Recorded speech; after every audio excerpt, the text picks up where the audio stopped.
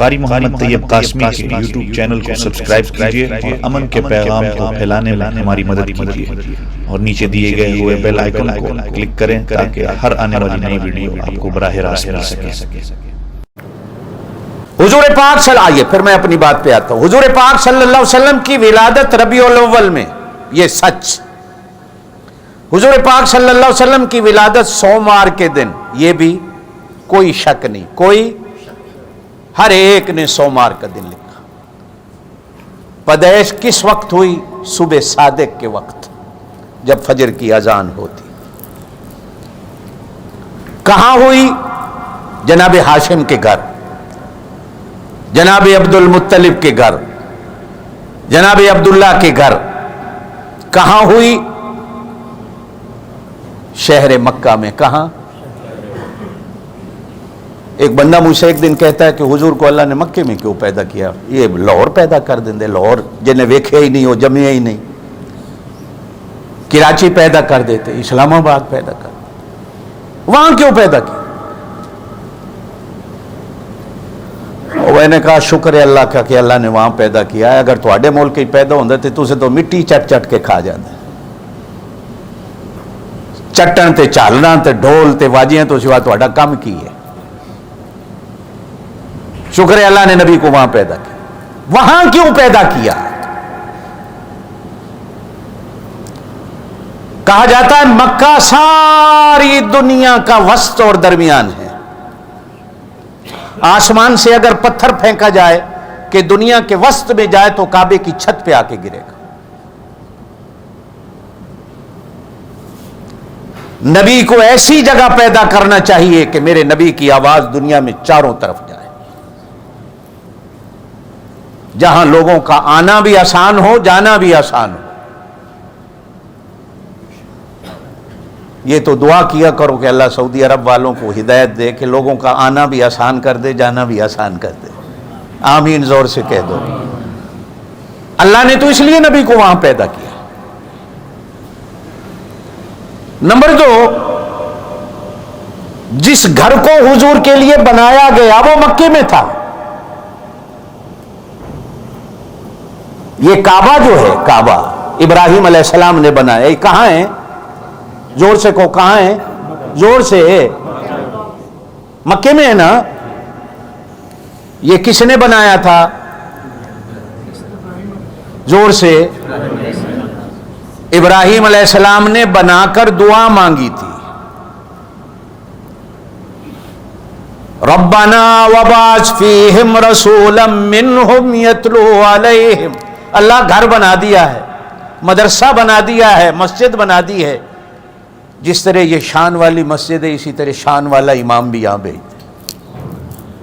تیرا گھر بنا دیا ہے شان والا، اس شان والے کو شان سے آباد کرنے والا شان والا بھیج دے۔ جب دعا مانگی تو اللہ نے ابراہیم علیہ السلام سے کہا شان والا بھیجوں گا، اب دوسرا کام کر، اسی پہاڑ پہ چڑھ جا اور کھڑے ہو کے آواز لگا، لوگو اللہ کے گھر کا حج کرنے آؤ۔ یہ بھی قرآن میں ہے۔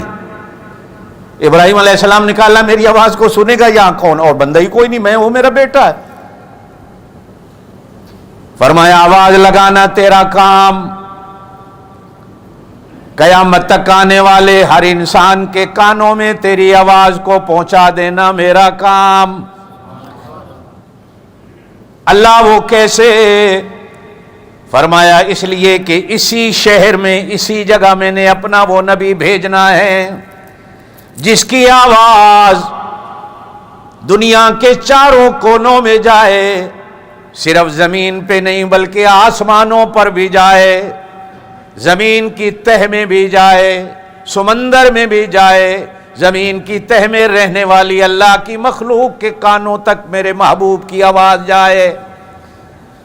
اللہ وہ کیسے ہوگا؟ میرے پاک نبی صلی اللہ علیہ وسلم نے فرمایا اللہ نے ابراہیم سے کہا تو آواز لگا، ماں کے پیٹ میں بھی کوئی پڑا ہے، تیری آواز کو سن کر کہے گا لبیک اللہم لبیک۔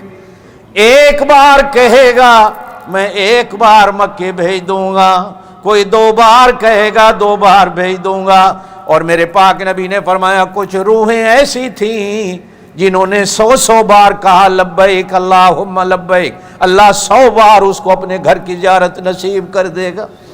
ابراہیم علیہ السلام کی آواز آپ کو بھی یاد نہیں، مجھے بھی یاد نہیں، لیکن اللہ کی قسم ہے آپ جتنے جانے والے ہو مکے، اللہ آپ کو لے جائے، آپ نے سنی ہوگی اس لیے یاد ہے۔